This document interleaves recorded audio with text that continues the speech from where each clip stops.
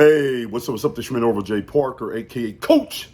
Welcome to this episode of Trade Hippo TV. All right, guys. I'm in the make sure I got this right, guys. I'm in the process today of working on getting some more stuff listed. I got a lot of things planned for today because I gotta get some listings done today. Then I need to run to my source today, do some sourcing today. So I'll be doing that throughout the afternoon. Then I'll be coming back on site, listing some more. You guys know here recently, I moved a lot of things down here to Warehouse B to the basement, and I'm filming on a new backdrop. I'm gonna kind of let you guys see that. All right, if you can see that. Now, the way that this is working out good, guys, because what I'm doing with this is when I shoot my photos, everything is zoomed in, so I just have the white background. Now, there's a couple things that I am going to change about this before I build the next set, and I'm gonna kind of show you guys what I'm talking about here in a minute. But I'm liking what I'm seeing. I have some modifications that I need to make. Then once I make these modifications, I'm gonna be building out a second one. All right. Now the whole name of the game of what I'm working on, guys, is I'm getting ready to really systematize what I'm doing. So down here in the basement, I'm moving out a lot of this stuff, getting it all moved out, right? I'm gonna get it all moved out so that way it's just a clear thing. Now, me and Heather was talking the other day, and you guys are going to see one thing about me. I think out loud, but when I get to a certain point, the whole bottom line is I'm not stuck with an idea, so I keep constantly changing. Now, in the other video, I was talking to you guys about, I was telling you that I'm bringing everything down here to the basement, right? And so in this section of the basement, say 1/4 of the basement would have been, or the plan was for it to be the area, right? This is the area where I'm going to do this business out of. And I'm gonna kind of show you guys this area again. So this right here is the area right now, okay? And let's kind of go over here some. So if you can imagine, I have all this right here that I was gonna work with down here. Now, the thing that I was thinking about though, if I did do this, where we said we had one station here, we're going to have a second there. That was going to be moved. There was going to be a table there, and then we have this area over here that was going to have the long table, and one of them was going to be like the control center with all the monitors, the printers, where I put my laptop and stuff like that, and then one of them was going to be the packing station. Okay, now and then we're going to have two shelves up there. And then we can expand as we needed to. But in this plan, over here was going to be two light stations, two photographing stations, where you would have two of those setups there, or the final stage when I have set up, and then two racks like you see here. All right.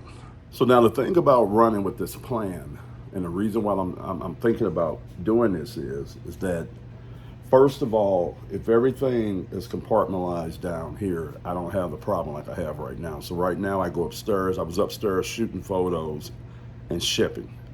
Then I had inventory downstairs. Then I said, okay, let me move everything downstairs. All right. And that's the plan that I'm going with now. And I think that the plan is going to work out because it makes more sense for me to have it down here. But the overall plan. All right, and what is the overall plan? The overall plan is that this basement has about 1,300 square feet in it. All right, I have a section over there that the Maxman used for his creative area. Then we have a storage area over here. But all this side of the basement is open right now. Now, our ultimate goal with the basement is to refinish it and have it set up like a rec/TV room type of thing. All right, but until we do that, until we get to that point, it makes more sense to me for me to move everything down here, utilize this dead space for my business. But then the cool thing is that I have enough square footage down here to expand as I scale up. Now, by doing this, I save myself money in the future on warehouse space and things like that, and it's more convenient to be able to keep everything in the house. I get tax write-offs. I can do a lot of cool things with that. But then I'm looking at also that, as I'm building this out, I'm looking at it and saying, okay, what is the final version of this. So my whole goal with this was, guys, at first with my store was to try to build a store that had 10,000 items in it. All right, at 10,000 items, that was going to guarantee me with my formula of how I'm doing things that I would sell 100 items a day. All right, so I would be selling 3,000 items a month by running this blueprint. And that right there, to pull that off, that was going to take a lot, because I was going to have to buy inventory that much, but then also bring on a couple of people to help me with that operation. Because you're talking about, if you are if you're selling 100 a day, you need to be replenishing your store by 100 a day. All right, and right now I work a full-time job. I have other things, so I don't really have the energy and the time to really do that and build that out. And so what I'm looking at is I'm looking at building out what we call a micro brand right now. So my store is right at 770 items right now. And what I'm thinking about doing is building it up to 1,500 to 2,000. And it's going to probably end up being 2,000 items. Now, by doing this, I'm able to keep everything compartmentalized in this area. Because if anything, I have to shift down just a little bit. I have room to add more shelves and more bins as I need it. And if I have the whole run of this side of the basement right now until we decide that we want to use it for entertainment purposes, I could build on out. Now that's going to give me the space and the ability to see how I want this to look. And so that's why I'm moving it down here instead of moving everything upstairs to warehouse A, where I was at first, because I could have easily moved the shelving upstairs, the bins upstairs. I had everything compartmentalized upstairs, but I think it makes more sense now for me to have it down here. All right, and so what I'm gonna be doing is I'm gonna kind of pan around, because I'm gonna show you guys how I'm going to be building out these photo stations, and then we're gonna talk about some other. All right, guys, so I'm working on a couple things at one time in my business, and I'm gonna kind of just hit on a couple things and show you what I'm talking about. All right, so right here we have the photo booth, all right, or the flat lay. Now, I built this using drywall, and I have it supported with 2x4s. Now, what's going to happen is that right now, this is an 8-foot tall flat lay board. I think that I'm going to cut 2 feet off. I'm gonna make it 6 feet, because right now I have a lot of dead space. If you see that up there, I have a lot of dead space. Now, at the bottom, it has to be long enough for me to be able to hang pants and jeans. So that's why we're going to keep it right at 6 feet. So I'll be cutting that down. That's what I'm thinking. So when I cut this down, I'm going to do a couple things. The board that's going across, I got a board going across up here. That'll move down, and that'll complete my frame, right? But then what I'm going to do is that on the sides of these, if it looks like almost like an easel type of thing, I'm gonna have a 2x4 that comes down to the bottom, to the ground, and then I'm gonna run a 2x4 from here to attach to the other one. So it's gonna create almost like an A-frame for these. All right, so that's what I'm thinking about doing with these. That's gonna add more support. Then I'm gonna have to have them against the wall, and I'm going to most likely I'm going to cut these into 6 feet high instead of 8 feet high. All right, guys, so that's the first thing that I'm thinking is that I want to resize these photo booths, all right, to 6 feet. I want to build out a 2x4 down, one going across to create an A-frame to add more support, but then I could pull these off from against the wall if I do that. All right, now the other thing that I'm thinking about doing is, and I got to figure out how I'm going to do it, because I could do it 2 ways. One way is that I'm going to Home Depot and I'm looking for like the lighting, where it's like a long piece and it has the lights on it that I can hang from up here down onto this right here. Now, another way that I'm thinking about doing it is if I can go to Amazon and I can buy some LED lights that have a clamp to them, right? And so if I cut this down to 6 feet, I can clamp the light at the top, have it hang over, and then it can shine down on the top part of this shirt, or the top part of whatever I'm filming, okay? So that's another way I'm looking. So one way I'm looking that I might hang lights that shoot down, or one way is I might go on Amazon and buy 2 separate LED lights. They come in like a square light, and they have a clamp and a neck on it, so you can bring it around and you can shine the light where you want to shine it at. All right, so now if I do that, then again, I think that that's going to give me more light on the shirt. And one thing that you're worried about when you're shooting your photos and stuff, and I learned this a long time ago when I first started 3 years ago, that you want to have your items look as accurate as they can. Because if they don't look accurate, people are going to send it back. They're going to be like, look, this is not the shade that I thought it was, or this is not the whatever. So you want your lighting to be very clear, very professional, but you want your colors and the way that item look to be as accurate as reality as it is, or you will get returns, okay? All right, so what I'm gonna do now is I'm gonna take you guys over and I'm gonna show you the website some and kind of show you what I'm doing on the website. Now remember, it's a couple things. I'm redesigning my workflow and my workspace down here. I'm building these photo booths, getting this set up. I'm testing them out. I'm still doing my daily listings, but I'm also working on revamping the website. So I'm shooting a different type of photo now when I shoot. And then I'm also going back and we're going to be editing all our old photos to look like the new version of the photos, which is the white backgrounds. But now I'm also going to be redesigning the site. So it's going to be redesigned to have a more of a mainstream look to it. So that way, if I'm sending an 18-year-old guy, a 20-something-year-old lady, a 50-something-year-old man, they all can go there and they all can feel comfortable at the website, all right? All right, so what I'm gonna do is I'm gonna show you guys the website. Now you're gonna have to bear with me because of the glare. Now, this is actually a little bit darker than here. This is a little bit more redder than what you see. For some reason on the camera here is showing, there we go. So that's more like the color that it is right now. All right, so right now, this is the style that I have. And I have it more looking like this, but what we're gonna be doing is we're gonna be going to a more mainstream look with this. So the graphics and everything else is gonna be a little bit more mainstream because we're selling everything from vintage, sportswear, to golf shorts, to jeans and stuff like that. So we're gonna figure out a redesign for our store. Now, this is how the store currently looks.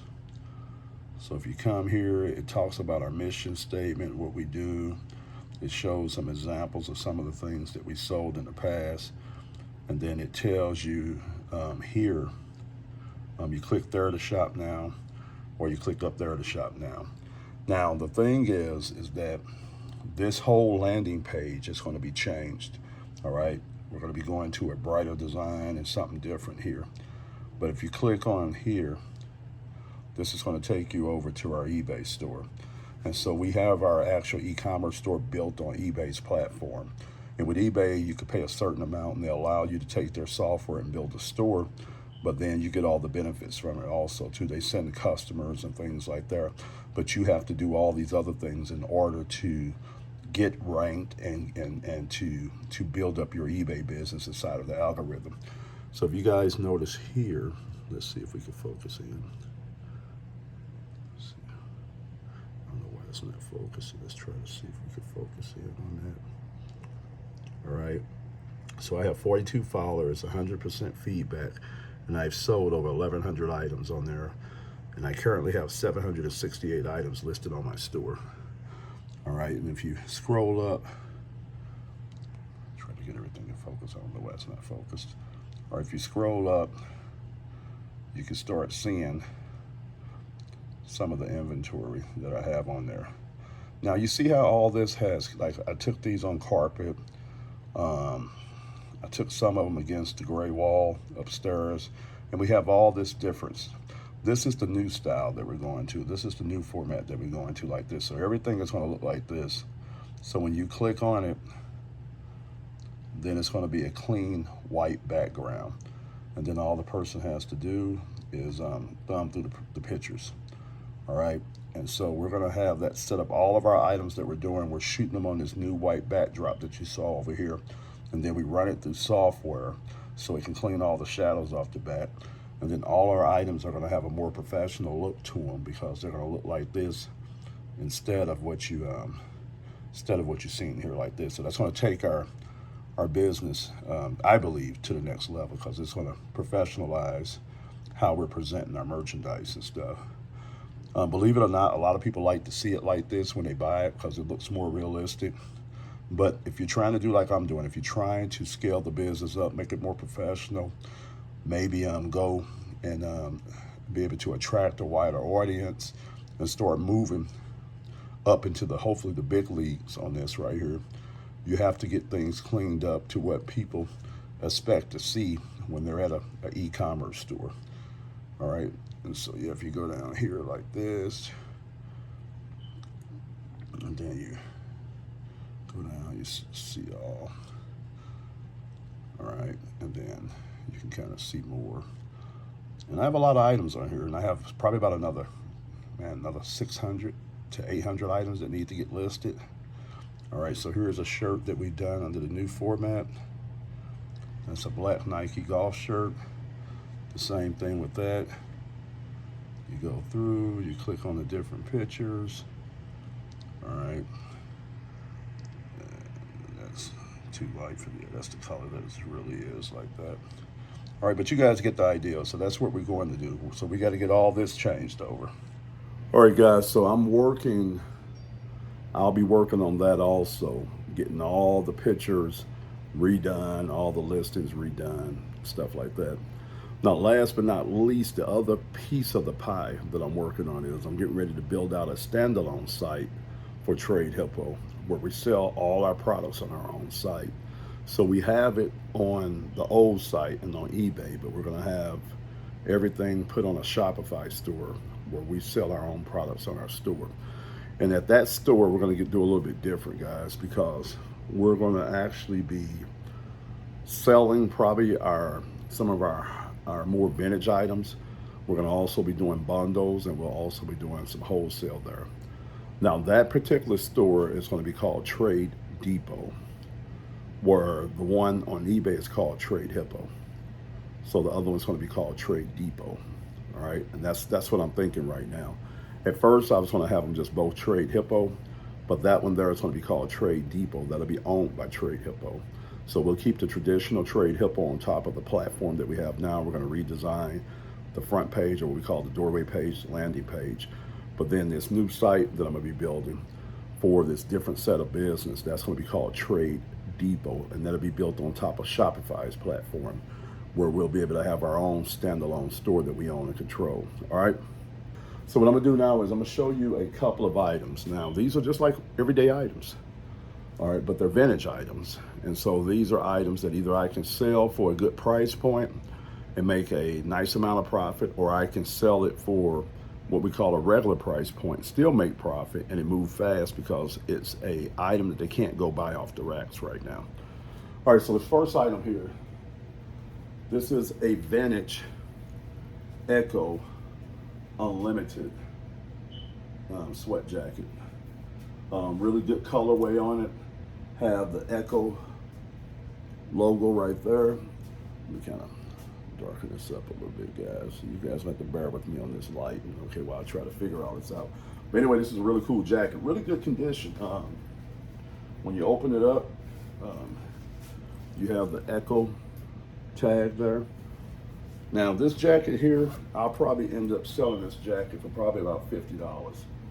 All right, look at the colorway again. It's in really good condition, don't have any flaws on it. All right, so that's a Echo Unlimited jacket. All right, right here, I have a vintage St. Louis Rams embroidered heavyweight sweatshirt. There's only one minor flaw. Well, two of them, they sit right next to each other. See that little bleach spot there? But collectors don't worry about that, all right? Actually, a person can take this and they can repair it by dyeing this part of the material the same color as that. All right, so people know how to do that who do the collections. This is really good quality. It's heavy made. You have the embroidery. It's Reebok. All right, on the back, you have NFL.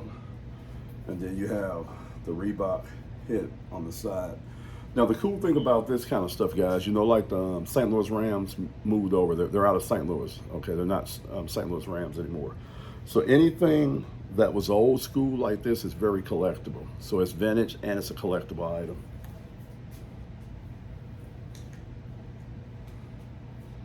I have this vintage Notre Dame sweatshirt here. Again, foil embroidered. Heavyweight, Fighting Irish, Notre Dame fans love their merchandise. This is a Galt Sand double X large on this. Now this is something here that's not going to bring in a whole lot of money, but I could sell this for about $30. All right.